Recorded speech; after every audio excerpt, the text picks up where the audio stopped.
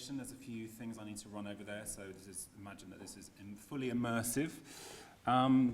So yeah, just to introduce myself, I'm Sebastian Cater. I'm Director of Marketing and Sales at Sadler Wells. I've been there just 4 years, as my LinkedIn profile told me this week. Lots of people are congratulating me, which is nice. It's my Twitter profile if you want to follow me, and let's get Theatron trending. I've created a hashtag. I wasn't sure if there was one or not, so anyway. It's always good to get some feedback and interesting to see what people think, so if you want to comment on what I'm talking about, that's always good to know. Okay. The first bit of the interaction. Well, there's a dance house. We've got 3 venues. We have a large one, the main house, which is 1,500 seats. And then we have a sort of West End venue, which is 1,000 seats. And then we have a smaller studio space, which is 200 seats. So a range of different sizes.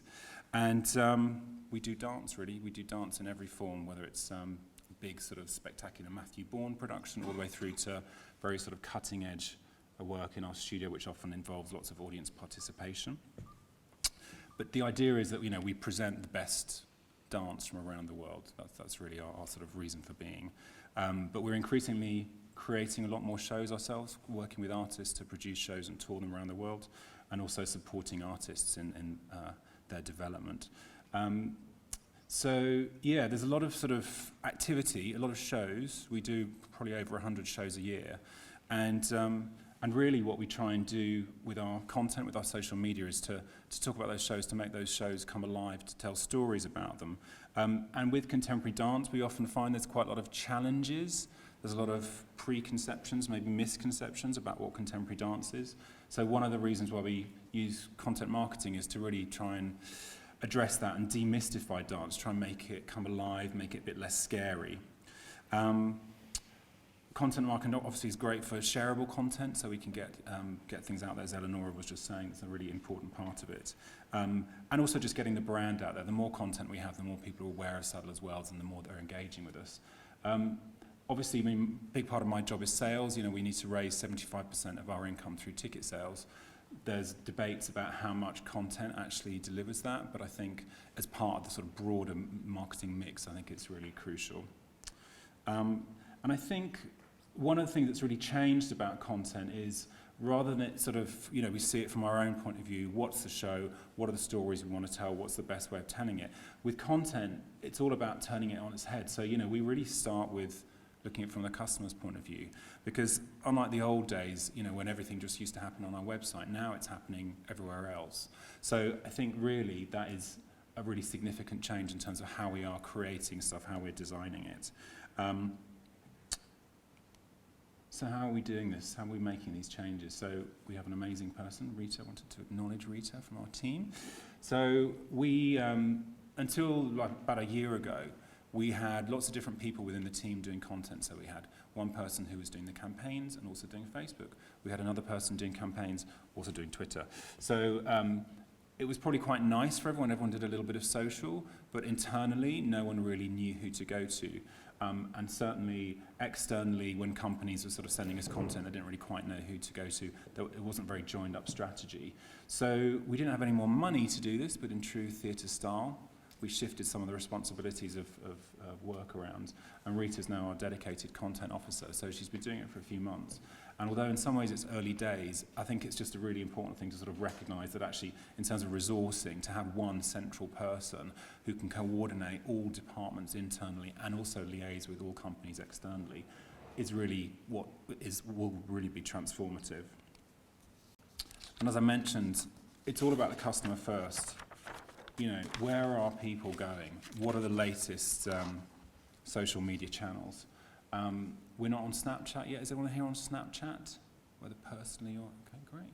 A few people. I keep on hearing about it. Michelle Obama's on it.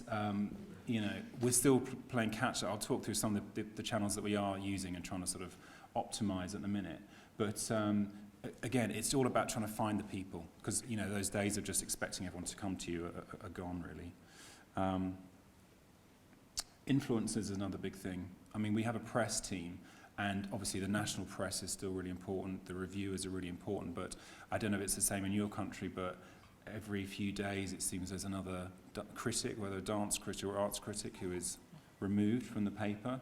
So actually, in terms of influence and how we, raise the profile of what we're doing, it's becoming increasingly challenging.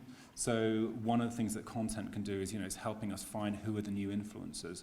And again, it's still quite early days. I think for the press team, there's sort of still a lot of work. There's still enough coverage and exposure we can get. But from a content point of view, we're starting to look at who has influence, and literally in terms of the numbers, people who have tens of thousands, hundreds of thousands of followers, we want to be engaging with them. So again, that is sort of informing how we're doing our planning. And I mentioned that Snapchat isn't on here yet, but we do have a range of different profiles, and also we have a range of different brands. So obviously Sadler's Wells is the main brand, it's the one with the largest number of followers. But we also have a range of different sub-brands, if you like, different types of companies within the organisation. So London Dance is the one on the left. London Dance promotes, as the name suggests, dance in London, so it shows its participation, its engagement, and it has a very specific remit beyond just Sadler's Wells. Our events team, who have to, sell the space, they have their own Twitter profile because it's really quite a specific audience. Breaking Convention is our hip-hop festival, which happens once a year at Easter. Again, a very specific target audience for them. And NYDC is a National Youth Dance Company, so again, specifically about young people, getting them to participate in dance work. Like I said, Sadler's Wells, the social profiles are the most established. Facebook and Twitter we've been doing the longest, but Instagram we've just done for like a year or so, and we're already at 21,000 followers, so which is really down to Rita. Rita's done an amazing job with that. So I think for us, it's trying to again think about who the different audiences are, and although having a range of different brands means there's a lot of disparate kind of messages, and potentially there's a potential for people getting confused if they're searching for Sadler's Wells on Twitter and they find the events. Excuse me. It's making sure that they understand the difference between it. But I think, that they're really going out to a very specific market, and Sadler's has a much broader reach. So this is our Twitter page at the minute. We've got about 58,000 followers, and the growth on that is about 6% year on year, which is very nice. But one of the things we found was that when we started again thinking about the audience, we went onto Twitter, and our sister venue that I mentioned before, the Peacock, we were finding lots of people were tweeting about it and not mentioning Sadler's Wells because it's obviously not a Sadler's Wells venue for all intents and purposes. A lot of the people who go to the Peacock are new audiences, so 50-60% have never been to us before. And they were just tweeting about it at Peacock Theatre, of course, as you would. And so, we started to think, well, actually, we're potentially losing that reach there. We're losing that engagement. So we created the Peacock profile. So it's been going about a year, so still relatively low engagement in terms of followers, but huge potential, and one of our KPIs in our strategic plan is to increase that, obviously, year on year. So at the minute, there's a bit of a kind of crossover promotion going on. We're sort of piggybacking on Sadler's Wells activity, retweeting the Peacock, and ultimately trying to direct people to go to it as much as possible. And I'm just going to show you, no, I can't show you another video. Imagine, I'm going to describe to you. So Eleonora earlier was talking about the sort of immersive experiences, and you can possibly see by the photos here, we did a project a year ago called Nobody, and it was quite unusual. It was, as the name suggests, there was nobody in the show, so the audience were effectively the performers. And these pictures at the top were on stage, so we effectively sort of blacked out the stage, and the start of the experience was for the audience to come onto the stage, and a show happened around them. It was all done through light, through one of our associate artists, Michael Holes, and lights would come dropping down on you. There would be things, sort of computer-generated lights all over you. And what was great about it was, unlike most of our shows, of course, we're not able to have people taking pictures in the show, so this was this amazing opportunity for people to get really immersive. We tried doing an Instameet, a hashtag Instameet. I don't know if anyone's tried doing those before. So that idea of encouraging influencers to come along wasn't hugely successful. So it's a sort of room for improvement. But I think the idea of trying to use every opportunity to get coverage. We're also looking at doing something next month, in May. Which will be a hashtag photo finale. So although people can't take pictures in the show, we want to, when the lights are up and the audience, the performers are doing the bows, we want to encourage people to take a photo and then do hashtag photo finale. So it's a sort of West End initiative. So it's trying to use whatever opportunities we've got to almost get it to go viral. And also, speaking of immersive experiences, so we go to Latitude Festival each year. You can sort of see it from that top picture. So it's an amazing setting. It's a sort of music and arts festival. There is a dance stage literally in the middle of a lake. It is incredible. It doesn't bounce around too much, which is good for the dancers. But from an audience development point of view, it's amazing because, of course, there's just lots of footfall, people walking by to go to other artists and other stages. But so we get a huge amount of people coming just to sort of see dance, whether by choice or just incidentally. And also we try and make the most of the opportunity. The picture below, you can see we do a giveaway. We're really lucky. It'll be very sunny. If it's raining, then I guess it could be a sort of an umbrella of sorts. And obviously we do a hashtag on it, and the idea is that, we can get people taking photos of the fan, they're hashtagging it and so on, so we're using these opportunities. And I talked about going to where the people are. So yeah, I mean, back in the day, all our video content particularly went onto our website.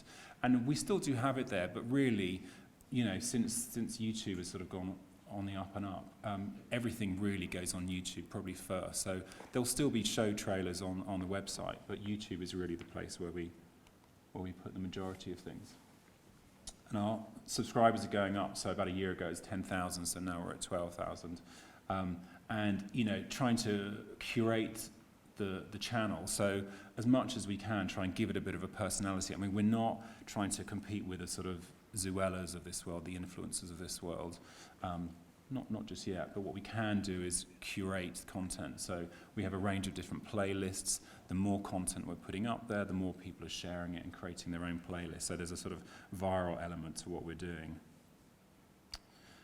But also with content, we're not precious about it. We don't want to sort of own it, and it only has to stay on our channels or our website. So some of the videos that we're creating are being picked up by the newspapers, the media brands, and they're embedding it into their editorial.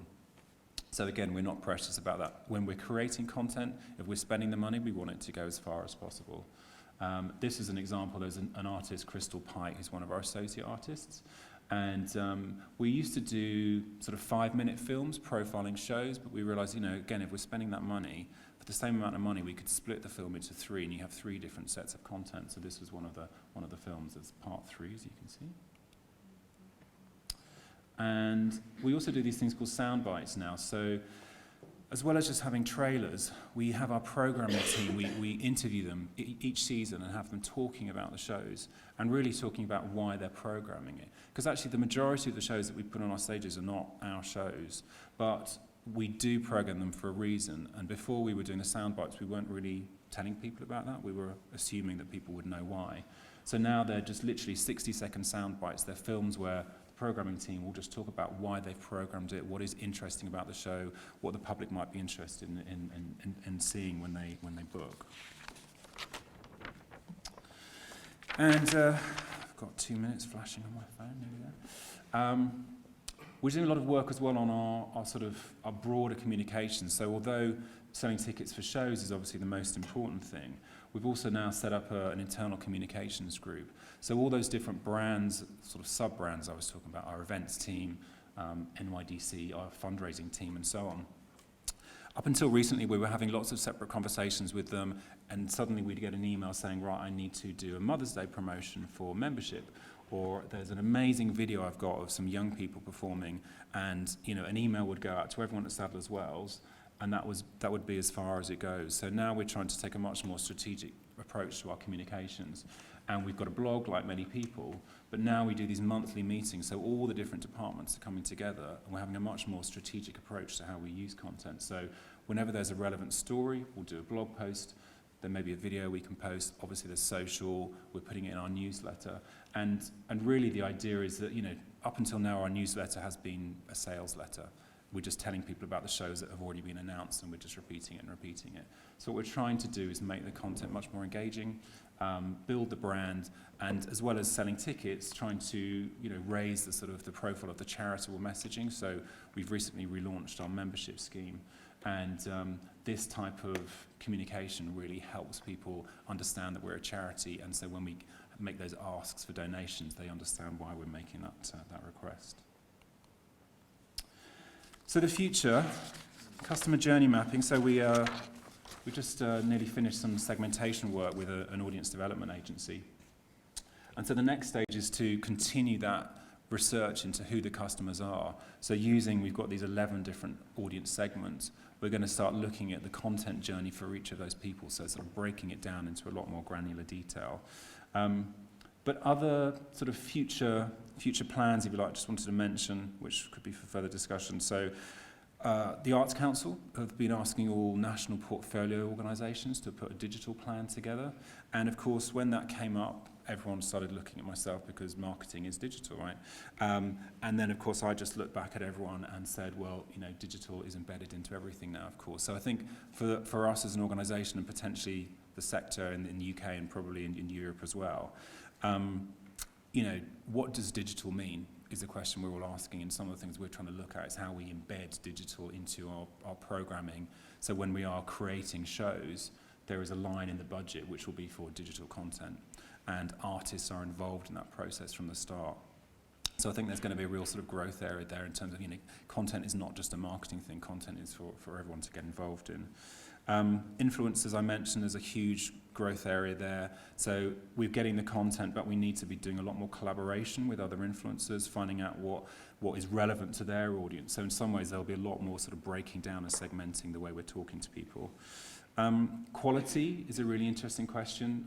We had a session recently on content and how we define quality. I mean, Emma was talking a lot about quality for NT Live. And traditionally, when we've done our films, it's been very much an artist with top quality rehearsal footage, maybe show footage if we've got it, beautifully edited. It's a sort of, something that there's a lot of love being spent on it, and that's still really important.